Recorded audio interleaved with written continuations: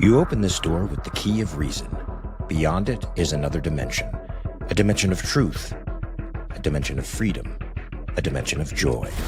You're moving into the land of both the ideal and the real, of the possible and the actual. You've just crossed over into the Capitalist Corner. Where reason meets reality, welcome to the Capitalist Corner. Happy Monday, folks. You are in the spot where reason meets reality. The Capitalist Corner. I'm your host, Mark Pellegrino, and also the chairman of the American Capitalist Party, along with my co-host and vice chair, Michael Liebowitz, who's also helming this amazing station called The Rational Alternative. There's stuff going on all the time, Michael. I like to take this first couple of minutes of the show for you to do a little advertising for the station. Tell us, or the channel. Tell us what's going on. I like station. I think that we should return to calling them stations, but whatever. All kinds of great stuff. What do we have? The dog with the squeaky toys? Yeah. He's. Oh my God. Sorry, guys. He's. I have to watch him while his mom is out working out, and he's a baby. You know, he likes to play. All right. So anyways, this weekend, Megan Ribbons and I talked about the philosophy. I mean, the biological theories of Aristotle. That was great. That was on the Rational Alternative weekend. Of course, Sunday, I do the members only stuff. I also did an interview that is now out on the channel on the Michael Liebowitz show with Larry Reed on comparing the French and American revolutions. I think that's fantastic. And they got a lot more stuff coming. So keep checking it all out. Sounds great. You're the hardest you're the hardest working man in Hollywood. I'm not in Hollywood. I'm in South Windsor. Hollywood, Schmollywood, Windsor, Schminzer. You know, you're just telling me how you feel kind of, exhausted. I'm always feeling sluggish. And then I don't sleep at night. You would think that if I'm so tired, I would fall asleep and that would be that. No, it doesn't work that way. No, yeah, guys, I was just telling Michael, I think I have the long COVIDs because I had that horrible chest cold that everybody got in March. I got it right at the tail end of doing Vought Rising, and I have never been the same since. I haven't fully recovered. Still, to this day. Nice plug, by the way. That was good. Oh, for Vought Rising? Yeah. Speaking of plugs, guys, we have the National Convention for the American Capitalist Party coming up in September 19th and 20th. Larry Sharp's going to be there. Jonathan Honig's going to be there. The esteemed Michael Liebowitz will be speaking. I will be speaking. It's going to be not only a fun time, but you're going to get to vote on policies and decide the direction of the party. So please show up, Pittsburgh, PA, 19th and 20th of September. I'm going to be bookending events, running from there to other events around the country. All right, let's stay focused though on the American Capitalist Party convention. You'll be able to talk to us, have conversations with us. It's going to be great. Great time. It's going to be super. It's going to be super great. Mike, are we streaming anywhere right now that people can catch us, like on Twitch, perhaps? I don't know, but I'm coming. My color is changing.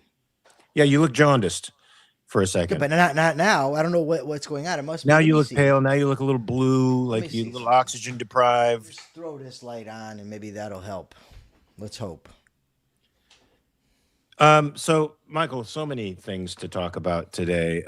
First up, of course, on the list is the rising gas prices, which will be affecting everybody. They're now back up to about $4 average a gallon. That means here in California, we're about $1.50 higher than the national average. So we're in the $6 to $7 range. Which is stressful, man. Stressful on anybody who has to drive. And in California, LA especially, that's a driving town. It's a car town. You have to drive literally everywhere. So you're experiencing a real pinch because of this fiasco with the Straits of Hormuz. Michael, you want to talk a little bit about this and what the energy secretary claims he's going to do? Oh, yeah, that guy. This is driving me a little crazy. I got to be honest with you. This changing color. Ignore it. That's happening to me. What do you mean? Ignore it. It's weird, man. It's okay. It adds something to the show. Do you have a webcam or do you just go with your computer cam? I just go with my computer. I'm gonna get a webcam. I'm trying to really jazz this whole thing up. We gotta do better. Okay. Natalia, do you see Cody on the edges of the frame trying to beat me up? Because that's what he's trying to do. Anyway, go ahead. Okay, let's focus here. So yeah, what's it? Scott Bessent, is that his name? He says that the That's a states of Treasury Hormuz. secretary. Yeah, he says the states of Hormuz are open for business. According to everybody else, they're not open for business. So the gas prices are going up. So it seems maybe they're not actually open for business.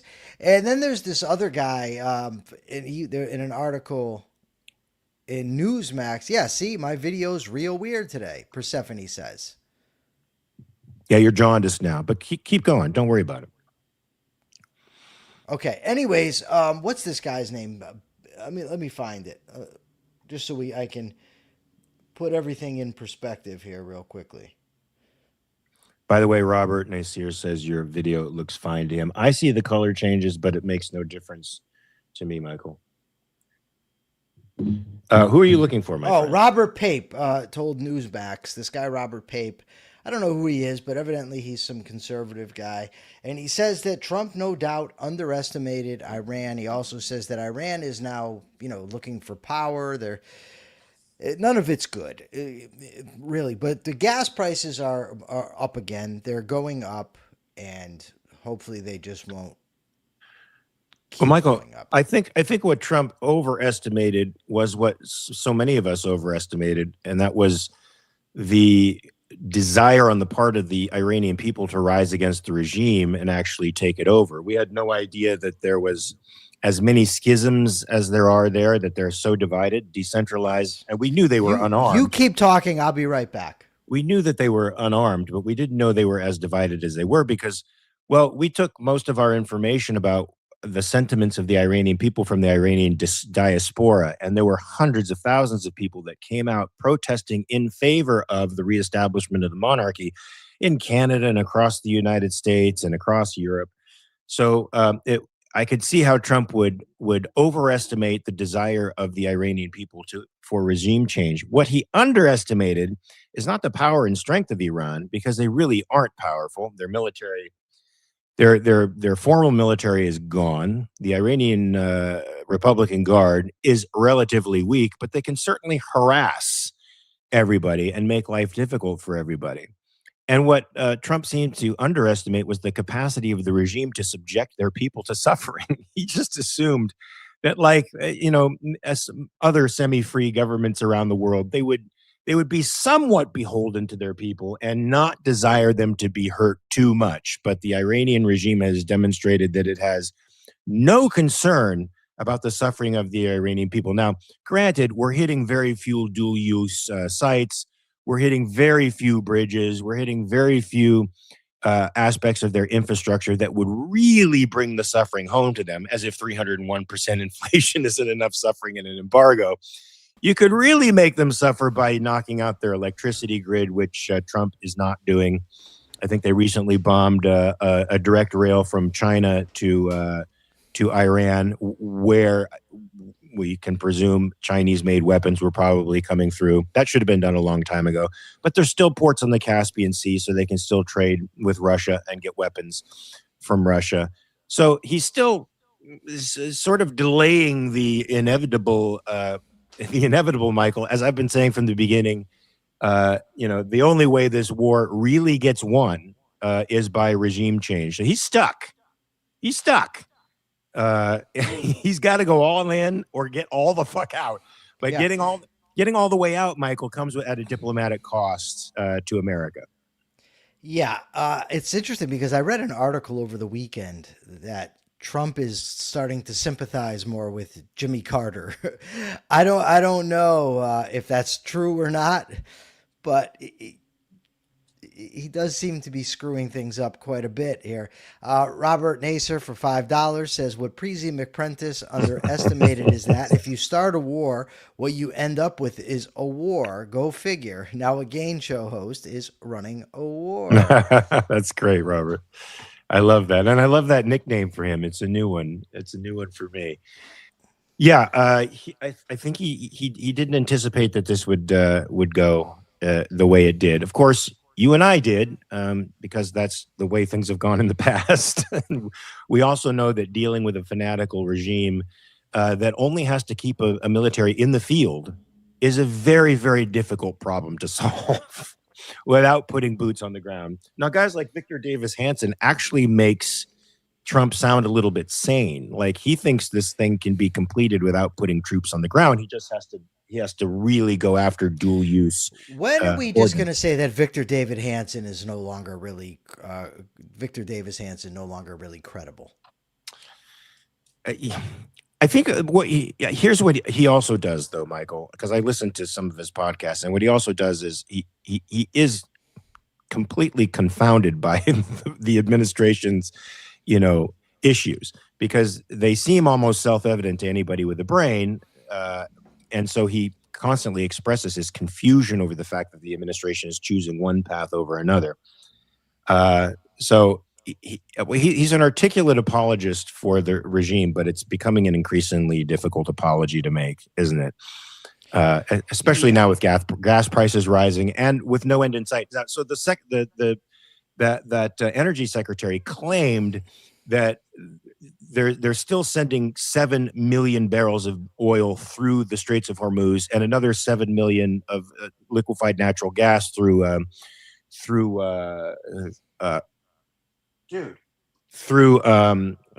pipelines, so that 14 million barrels of our energy product are actually going through, which is 2/3 of what it was before. Of course, other reports are saying the straits are closed completely. Yeah. So let me just tell you, I remember I used to get this little paper in prison. It was called Imprimis or Imprimis, I don't know, from Hillsdale. And there would be Victor Davis Hanson articles in there. And I used to like them. Yeah. When the whole Trump thing started, and I think this must have been 2016, he wrote a column. I didn't read it, but Rush Limbaugh talked about it. And the claim was that Trump doesn't really lie. He just exaggerates. He doesn't lie. There's always truth. And it was just garbage. Yeah. You're just trying to save, justify, whatever. And I started thinking about this morning and because like there's a local talk show host here that I used to be friendly with now and not so much.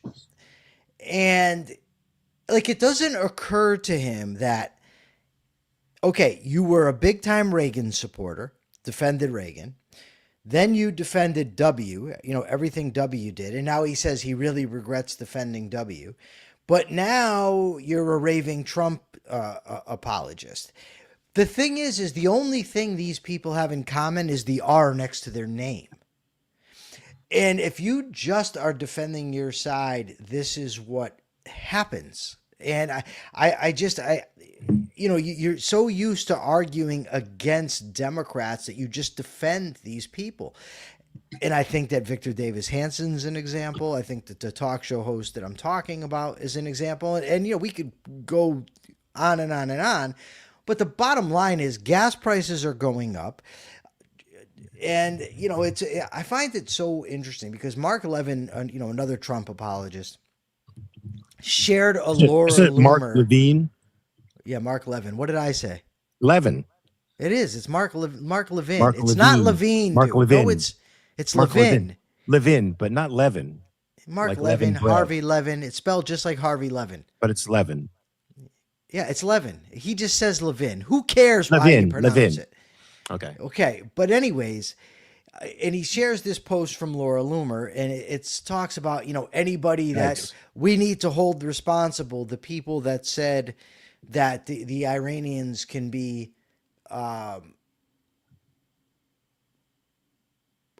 negotiated with. But they won't criticize Trump. It was him. It's him. You ever notice whenever Trump does something bad, he's getting, in their eyes, he's getting bad advice. He's listening to the advice and he put the people there. Stop defending this jackwagon. Yeah, as Truman says, the buck stops here. And with Trump, that is especially true because he's got delusions of grandeur and thinks he rules the world. This is going to come up later, folks, when we talk about his mercantilist policies with NATO. But Michael, when I read that article, the way he talks about trade, I don't want to trade with Spain anymore. Well, what about the millions of fucking people who do? You fucking jackass. Anyway, we'll talk about that later. Let's talk about unions, Michael. Unless you want to talk about this Iranian fiasco a little bit more. No. But the thing that I really want to, as we talk about these unions, I want to kind of circle it back to what you just talked about with the mercantilism being promoted by Trump. Okay. So go ahead.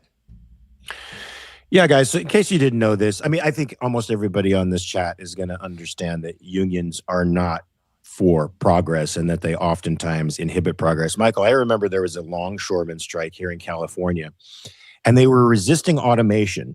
And the automation, of course, would have unemployed a number of union members, but it would have made transportation of goods much more cheap, and it would have made it enabled the transference of those goods much more cheap for us, for Californians. And so the union struck. They struck for a number of weeks, from what I remember, caused billions of dollars in backups, and in the end got a contract, Michael. And this is a union where most of the members make six figures a year. All right, they got a contract where they actually had to keep a live body on employment who did nothing for six figures. He did nothing. And this was to make up for automation that they were bringing in. And this is happening now, guys. The unions are resisting more automation. They're resisting robotics. They're resisting AI advances that they think are going to unemploy people. And they're putting the pressure on government officials, particularly in the Democratic Party, which has, I guess they've married themselves to the union cause. But are now finding themselves in some dire straits, Michael, because these unions are preventing the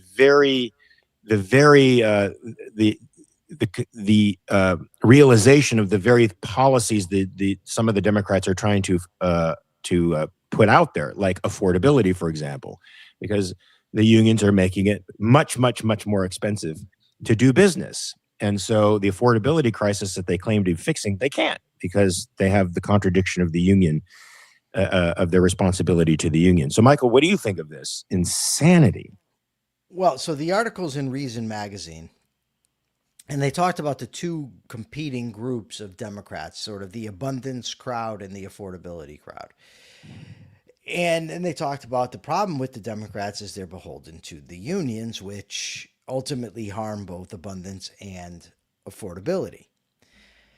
So if we take a look at what they were actually talking about was these self-driving cars, and they're going to be safer because they go into, human beings get tired, we get drunk, we get high, we do all kinds of things, we get distracted, where these self-driving cars won't do that. So you're actually going to be saving lives, and ultimately you'll probably have a cheaper product.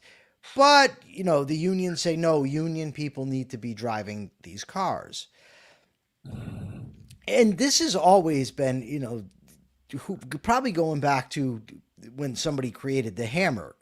Someone else said, hey, who's going to be pushing the things together? I don't know, but there's always a problem. And now in the short term, sure, you can end up with some dislocations where people get unemployed from, whatever job that they happen to be doing. But in the long run, technology is good for progress. It gives us more products. It gives us cheaper products. It expands lifespan. It gets us more healthy.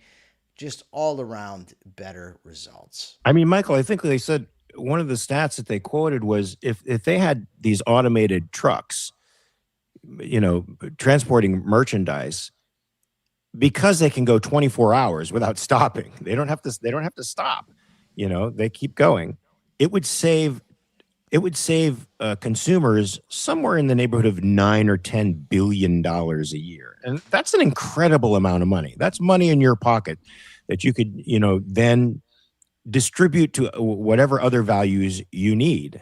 And the unions don't care about that, Michael. They care about perpetuating themselves.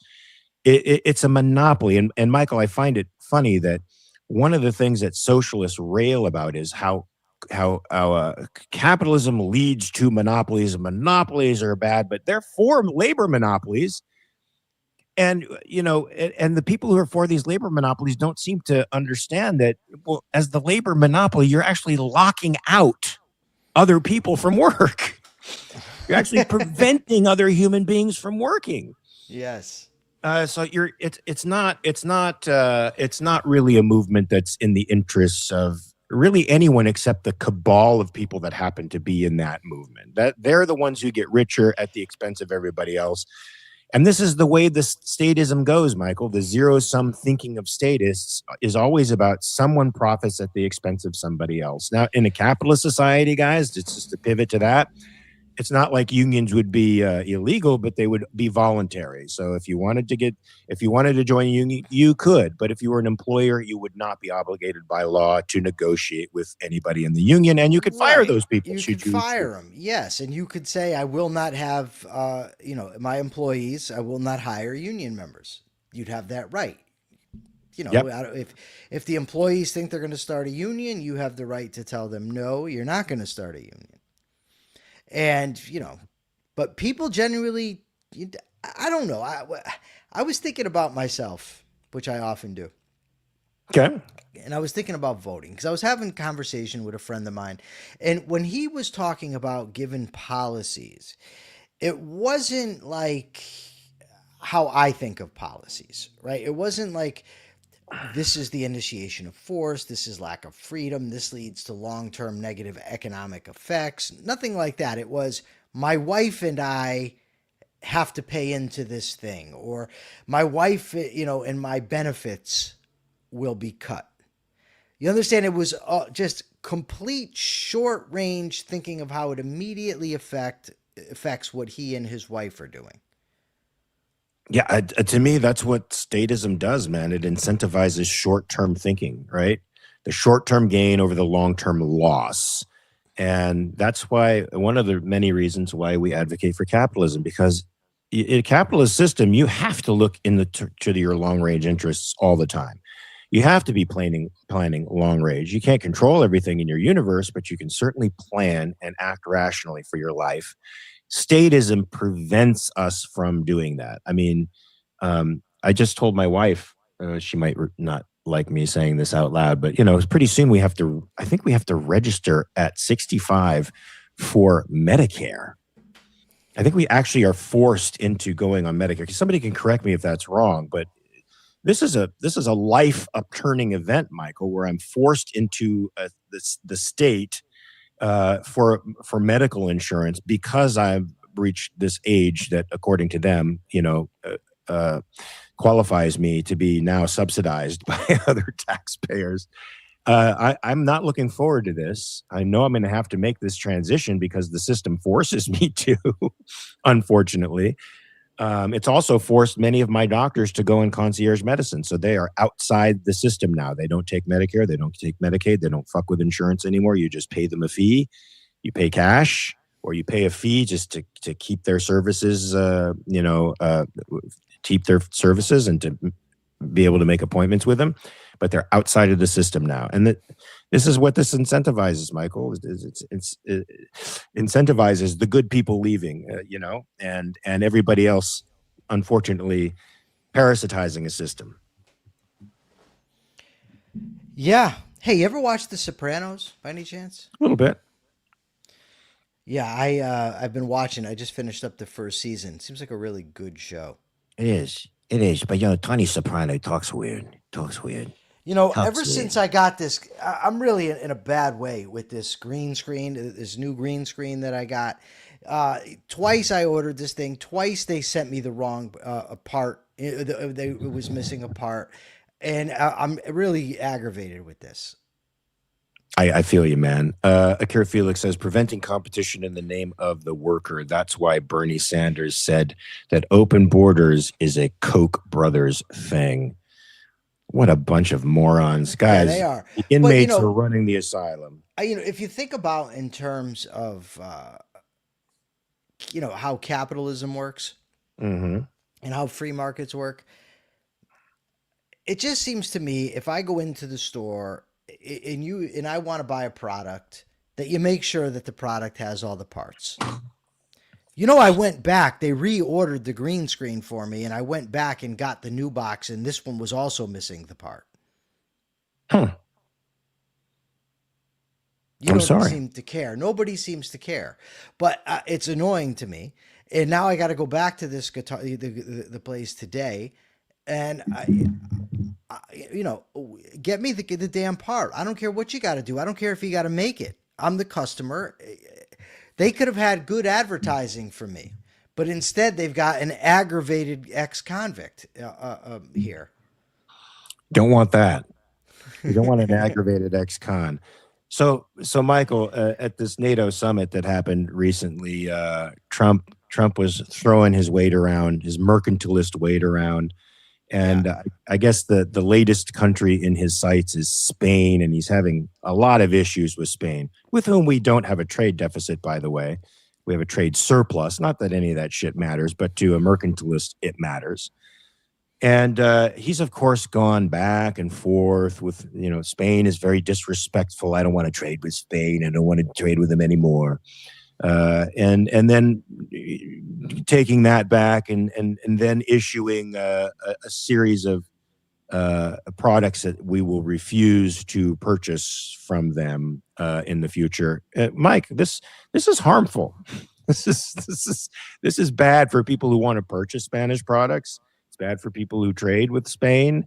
It's just bad that we are beholden to the whims of this man who's literally deciding policy off the cuff like this because a leader irritates him. He's going to cut him off without seemingly realizing that he's now endangering trade between millions upon millions of people who don't have the same preferences as him. And the article pointed out something very important. Countries don't trade with countries. People trade with people. Right. So if I want to buy something from somebody in Spain, this is not the United States trading with Spain. It's me trading with somebody over there. Right. And, but the Donald always wants to interfere in this stuff. He's tariff man. It's his favorite word. But did you notice he still wanted to get in on the Spanish soccer team's photograph? Did he really? That figures. He's such a you didn't hear about this? No. Tell me about it.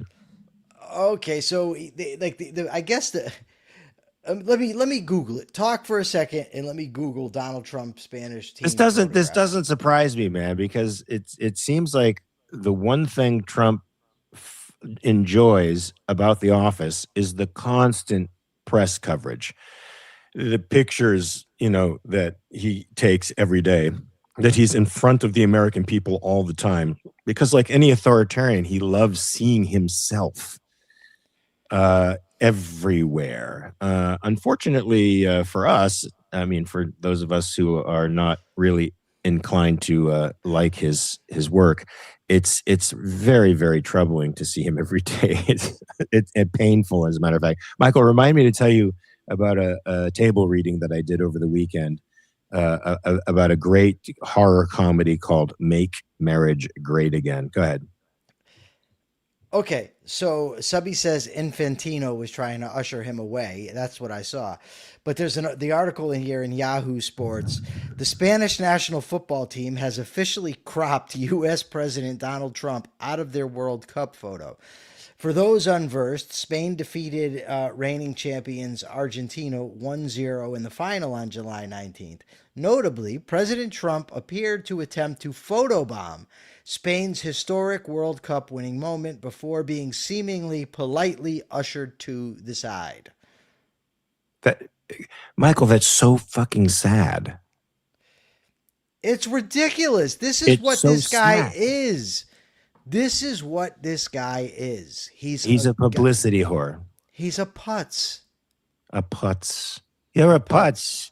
Get out of our picture. By the way, I saw a little bit of that game. I saw the last, I'd say, 20 minutes of that game. Argentina plays dirty. Is it me? Every time I've seen Argentina, they're Um, doing some shitty thing to the other players. I don't know, but according to Subby, from what I could gather when he tells me about this stuff, because he's a big soccer fan, it seems that the Argentinians maybe get preferential treatment because they have Messi on the team. And so if you're not going to get called for fouls, you're going to commit fouls. Yeah, but they played pretty hard. It's not just hard; they're playing dirty, and they fake a lot. I'm new to this European football thing, this soccer. So, and you know what? Jim is late to the conversation. Look what Jim just put over there. Aqueducts unemployed many a water carrier. That's true. It's true. It was also what we were talking about at the beginning of the show. That's true. Cars also unemployed a lot of stagecoach makers and drivers too. Unfortunately for them. Yeah, Michael. And why is it? Somebody can tell me in the audience. Why is it that soccer players are so freaking dramatic? They get a little nick on their toe and they roll around on the ground. They all do the same thing. They roll around on the ground covering their face. Like, oh my God. I mean, maybe they're covering their face because they're faking and they don't want the world to see that they're faking. But it's so freaking dramatic. What a bunch of pussies. Is it me or are they a bunch of pussies? Soccer players? Yes. This is a sensitive subject. I've been telling Subby that soccer is not a very tough sport for like 40 years almost. And Subby doesn't like when I say that. He's a big soccer guy. I don't know. Well, they're not physically tough, Michael, but I'll tell you what, the control of that ball is amazing. It almost seems superhuman. They could place that ball anywhere they want. I mean, even when they're hitting with their heads, they can place that ball anywhere they want. I find that pretty amazing. I just think the overacting, though, to get the red card or the yellow card or whatever it is they're trying to get out of the ref is a little much. I can't take it. I mean, I'm into sports where people beat the shit out of each other and you have to, hold in that pain. You can't show your cards like that, like they do. So it bothers me to see these dudes pussing out like that. All right. So Masculine Mark, the guy who was afraid no, you're afraid of Raggedy Ann and you're going to be over here talking to me about tough Annabelle is a sports. possessed doll. We shouldn't go into that right now. I want to ask some of the atheists here, would you take Annabelle, the possessed doll from the Conjuring series, out of its sigilled case and throw it around the room the way Michael said he would do? I just want to ask everybody here if they would do it. I'm sure we'll get some takers. Of course they would. Right. Anybody that's sane would. And James said a sport without blood is hardly a sport, right? All right. So, Michael, can we talk a little bit about well, hold on. Megan Ribbons says she will take it and throw it around. I dare you. Well, you can't. You get arrested. That's the problem. They don't want you doing that. So we got Katie saying she's not scared, but she is, and I know she is. Look at Jim Valiant said easily, dude. When Jim Valiant throws in the dude like that, by the way, he's basically saying, dude. Really? Take off the skirt and throw the doll around. Take off the lingerie, Pellegrino. Don't yes. be such a pussy. Here I am talking about pussies and soccer players, and I will not touch that freaking doll. I'm not going to touch it. And not because I will get arrested. Michael, I want to talk about Mamdani a little bit because this guy's a political sensation on the left, and he's threatening to arrest Netanyahu if Netanyahu should come to the gathering at the UN, of course.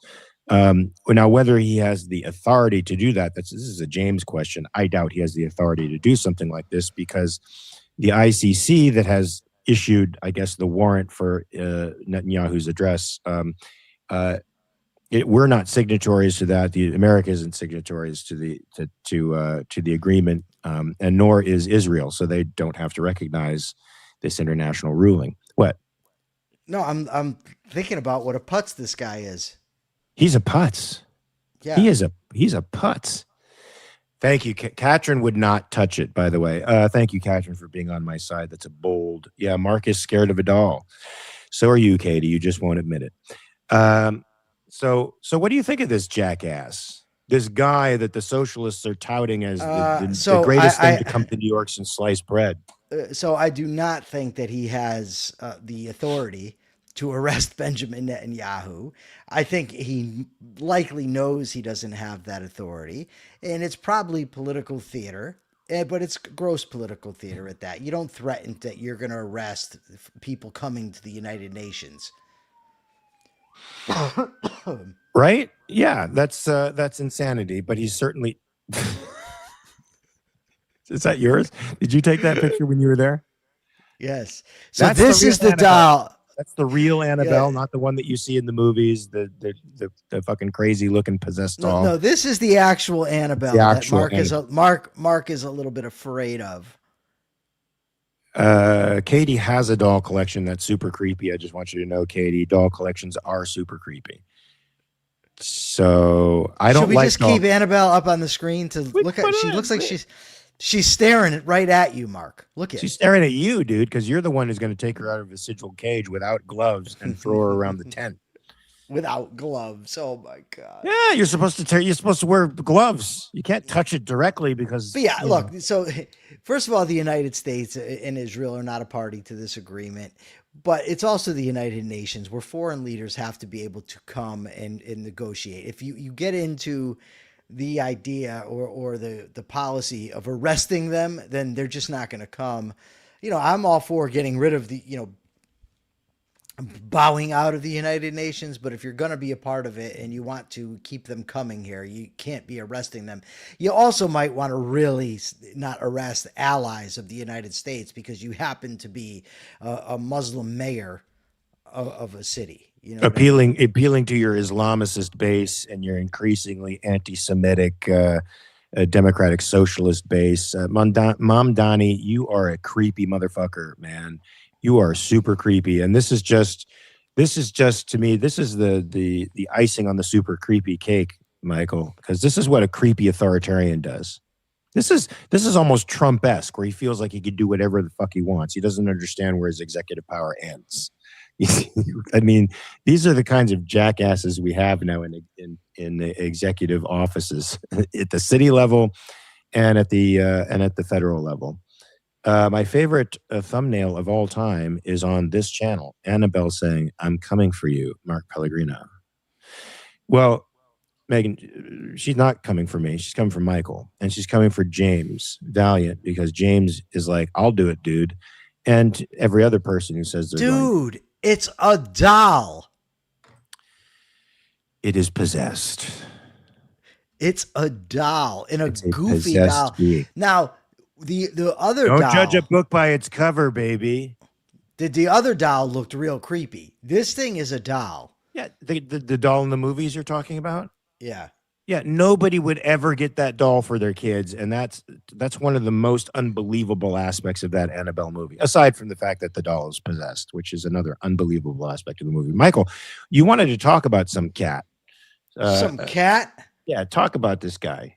This guy, What do you mean some cat? John Lilburn.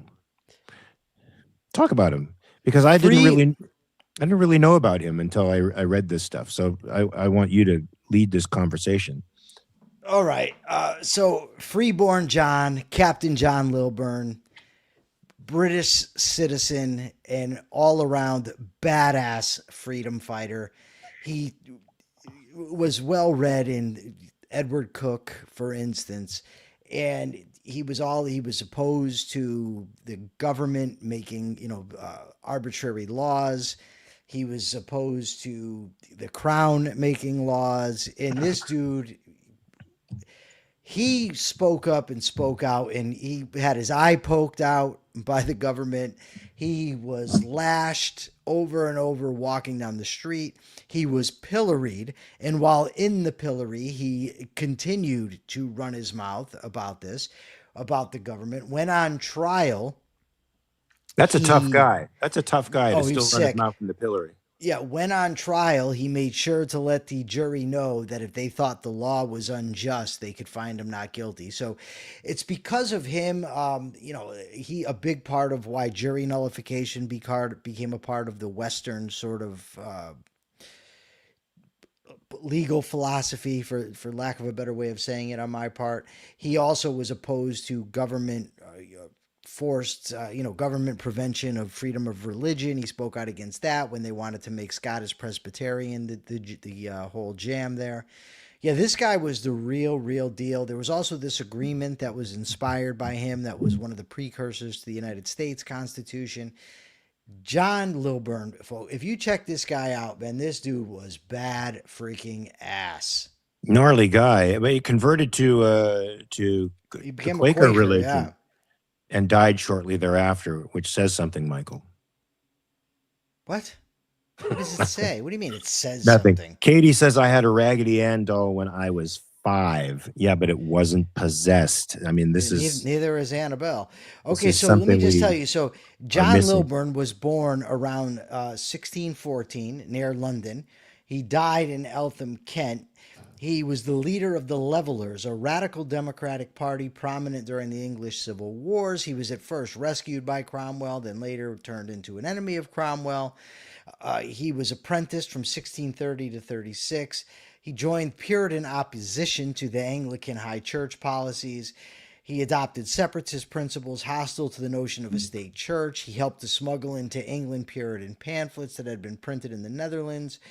He was arrested and had a trial before the Star Chamber. He was fined, publicly whipped, pilloried, and imprisoned until the Long Parliament let him go.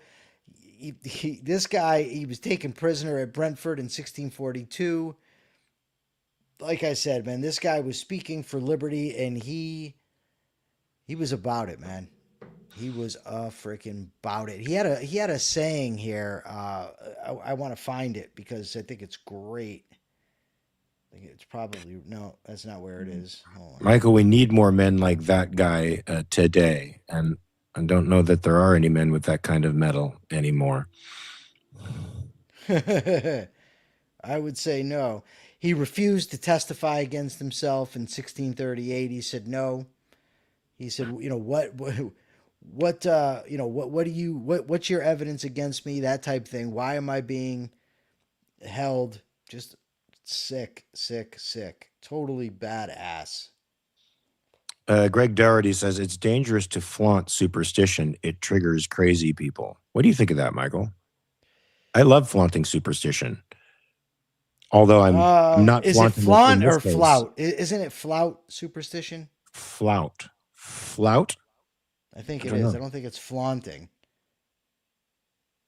I don't think you're flaunting anything. I think you're. Well, I'm just reading straight from him. But what do you think of that? Do you think you should flout superstition? I don't care because I do whatever I want. I think we do that.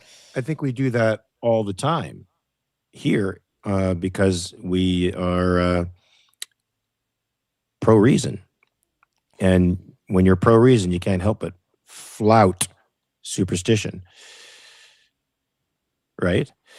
Michael, did you see the rule of Jenny Penn? No, I did not, but I've got to find this now on principle. That's what I'm looking for right now.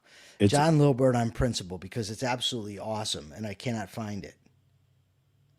So Jeffrey Rush and John Lithgow, I'll talk about this while you find it, made this horror movie called The Rule of Jenny Penn. It's based on a short story. It's actually a very good film. And one of the things that Jeffrey Rush says in the very beginning, right before he has a debilitating stroke, he's a judge, by the way, is where there are no lions, hyenas rule. I thought that was a great comment.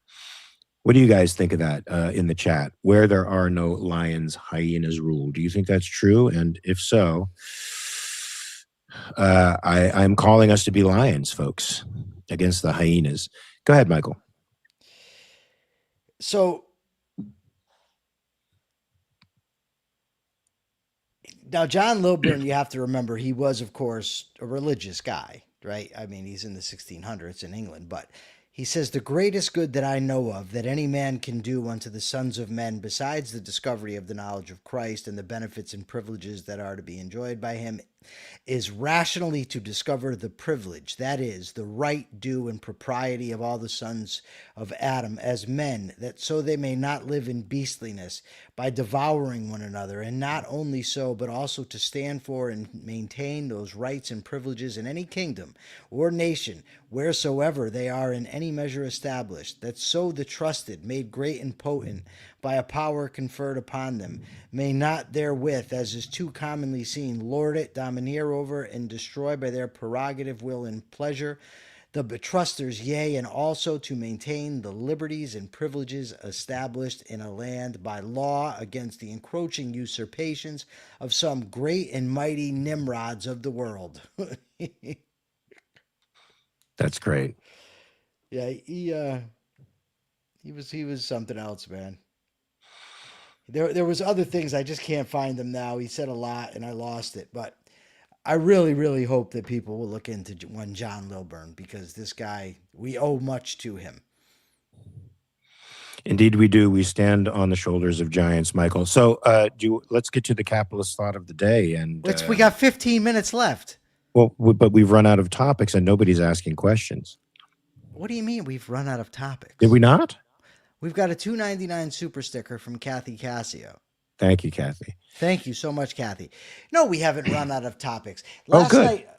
Last night I started to watch The Lord of the Rings. I'm going to watch the trilogy. First time. Yes, I did not make it through the whole episode last night because I had to get to bed, because I have to get up very early to start reading. But I absolutely love movies where, and I'm interested to get James's take on this. I love movies where there is obvious good, it's the extended version, good versus evil. I love it. I love the idea of good versus evil. Even though oftentimes when you're watching fairy tales, the good that they're fighting for is not the good that I would fight for. But it's nevertheless, they have a clear idea of what the good is, and they're showing wicked amounts of courage to go and fight for what they believe in good. In the book 93, Ayn Rand talked about, they were all fighting for values, and it was wonderful. This is the extended version of the Fellowship of the Rings. But what I was thinking of, in my recent debate versus Michael Humer, he touts ethical intuitionism, and he thinks that intuitions, we basically have direct contact with moral reality, which I disagree with, as obvious from the debate. But I do wonder if there is not something ingrained in human beings that predisposes us to look at things in terms of good and evil. Because even when people don't have an objective code of morality, they tend to come up and see some people as good, some people as bad. And these ideas have massive traffic throughout history, in terms of books, novels, plays, movies, whatever. What do you think? Do you think there's something to that we are predisposed to look at things in terms of good and bad, moral and immoral? I don't know. That's an interesting thought. Very helpful.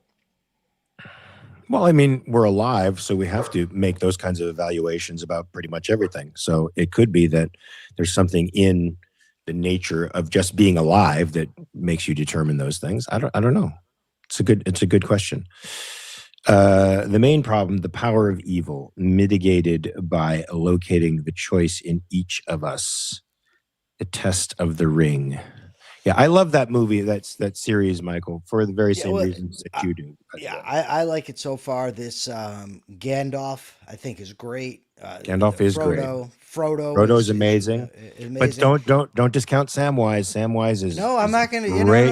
Great character. No, I liked him in the Goonies. I liked him in Toy Soldiers. But Samwise, he helps Frodo when Frodo can't go on. He picks him up on his shoulders and carries him, literally sometimes, to the task. So he's indispensable in this fight. Jim says, I'm about halfway through, Ian, the very first episode. So don't ruin it. It's this good versus evil thing that I'm talking about. Yes, no spoilers, please. But I do think there's got to be something I don't know, because even human beings that don't, like I said, they haven't thought about morality. Don't have an objective morality. They haven't reasoned through it. They nevertheless think in terms of good and bad. Have you noticed that at least? Sure. Yeah. I mean, I think as a living thing, you sort of have to, right? Because everything has those connotations to you. So you have to, whether you're conscious of why you're choosing a good or determining something is bad is, another thing. But it's certainly built into our mechanism as living things, right? Jim is going sick. Yes, they know their choices matter. Yes, they are making choices. They are pursuing values, and that is what I think is just great. It's really is, and I'm looking forward to finishing this movie and then watching the other two. And if you can read the books, Michael, you should. I don't have time for that. No way. No way. I can hardly read the books that I'm reading. You've got me reading this book now about the joys of living. I've got to read Andy Bernstein's book, The Capitalist Manifesto. I just bought the Capital by Marx. I bought that because I've never actually read that front to back. Isn't it 3 volumes? Yeah, it's 99 cents on Kindle. Oh my God. So I figure I can get it for 99 cents. I'd like to read it. Now, I've read the Communist Manifesto. I've read some other writings of his. I've read Friedrich Engels' Principles of Did you ever read Communism. any of his poetry or plays or anything? What do I look like to you? Read his poetry. First of all, I don't really like poetry. That's the first thing. What? No. Yeah, you do. You like songs, right? Yeah, I do. Because you like songs. You like songs. Songs are poems. They're simple poems, but they're poems. So, Michael, you going to give the capitalist thought of the day? No, we've got to go over the questions from the other day. Did I ask the question the other day, or did you? I did, and I gave the capitalist thought of the day the other day, too. What? Yeah, but because you were doing something, the dog, and I had to do it. So. Yeah, Michael, you could do the audiobook, so you could listen to The Lord of the Rings while you're driving somewhere. No, audiobooks are not my jam. I don't. And do you really read a book when you've listened to the audiobook? Because my wife goes through dozens of mysteries. I don't think in a year. No, I don't believe ultimately that you can process it in the same way. Even watching a lecture, it doesn't. Like when I'm reading, I'm engaging, and it's not the same effect when I'm listening. So there's that. Okay, so the question the other day was, does Mark pull his weight over here? And this got the most responses, I think, ever. Get out of here. You're just saying that to bust my balls. No, I'm not. Akira Felix, I think he does. You have him do too much prep sometimes. He's an actor, and he did a type of improv back when the Daily Objective started.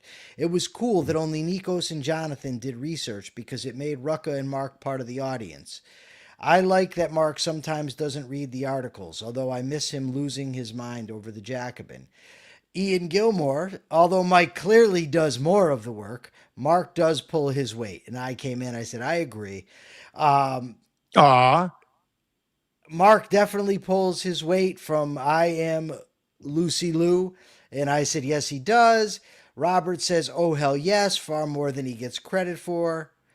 And I said, yes, he does.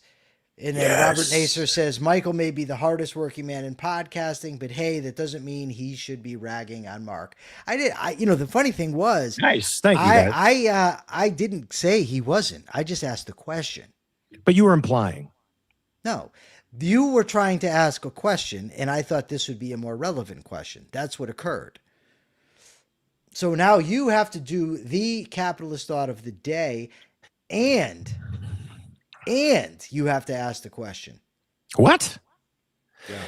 All right, guys. So we have somebody in office now who follows a mercantilist economic system, which is all about, the expression of national power and aims over other countries and the bending of the will of individuals within a country to these mercantilist, nationalist goals. That is not capitalism, and oftentimes it is confused with capitalism. As you see people talking about the colonial area when mercantilist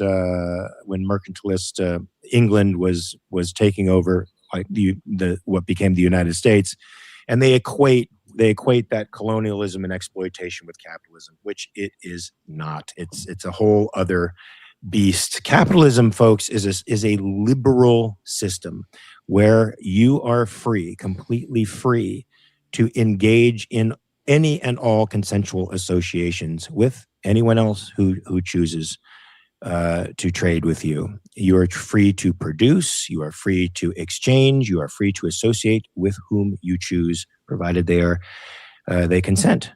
And you are free to trade to your mutual benefit, not for the benefit of the nation, not for the benefit of your neighborhood, but for your own benefit. And we think this leads to the most benevolent kind of society there is, because you don't make your living off of the skin of somebody else. You make your living by creating values and exchanging them with others to mutual benefit. Are you laughing at me, Michael? No, I'm laughing because I'm thinking of the question I'm going to be asking. I thought your thought was actually wonderful. Oh, thank you. Oh, I thought I had to ask the question.